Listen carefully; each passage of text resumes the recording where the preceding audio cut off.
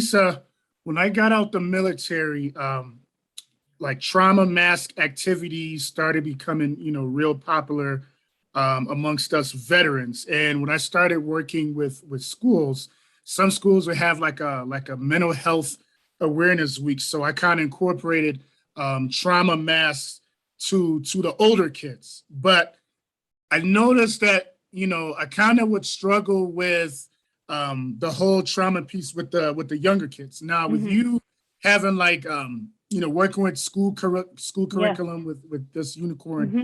Jazz series, have you ever thought about um, like books to discuss like trauma or more sensitive topics for kids, since it's easier for them to describe things Yeah. through art? You know, first of all, my books are categorized in social emotional development, which is very popular, especially since the pandemic. But before that, I had educators telling me that that's what they were praising the books for, finding them under the categories of social emotional development, SEL.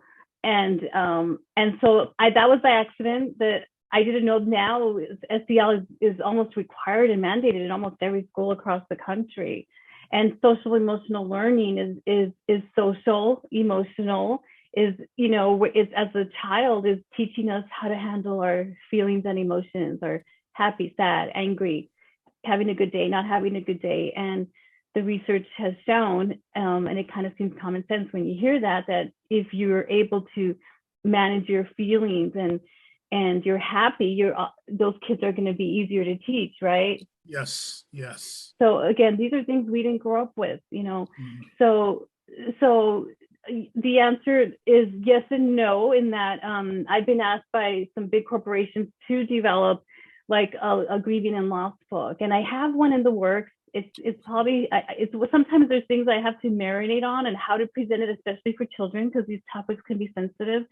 Yes. But we all do have loss in life. We're going to see that. We hope our children never see that, right? We want to protect them and their vulnerability. Share it and I'll reshare it. Say it to our Unicorn Jazz friends, and the kids. Okay, so midasi, which means thank you.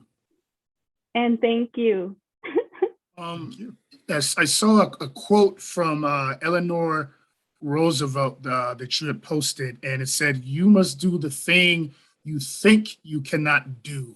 What Yeah. does that quote mean to you, and how do you put that into action every day? I heard that a long time ago, probably decades ago, and that's a mantra I tell myself among many is you must do the thing you cannot do. You must do the thing you think you cannot do, whether it's exercising, getting on a new regimen to lose weight, whether it's learning how to speak in front of an audience when you get stage fright like I did. Having to be the spokesperson for your company, because if you're the one representing it, it should be you, even if you feel like you wish someone else could do it. Having to be a salesperson, when you're not a natural born salesperson, and that's something I was not either. Learning how, and I'm showing a baby book we have coming out, learning how to work with company in China, with language barriers and the whole process, and learning the patience and the perseverance, thinking, could I do that? Creating a plush toy, again, that took years, over a Oh, year to make, wow.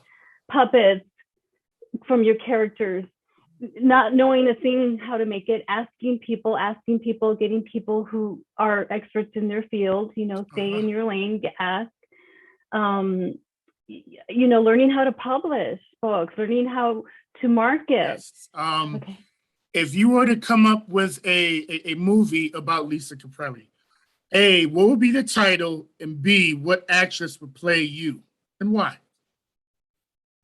Put you on the spot. Um, yes. Well, the story would be about a girl who grows up in a borderland town, like I did, El Paso, Texas, that felt like she didn't belong and didn't feel as a child that she would have a mark on this earth. And there's people that met her along the way that believed in her and supported her dreams and vision and recognized her skill sets and talents.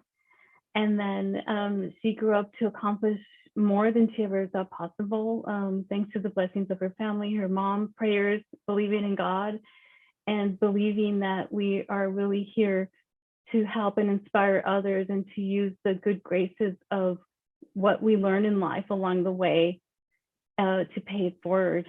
And actually, I would say Reese Witherspoon. I really like her a lot. Okay. Okay.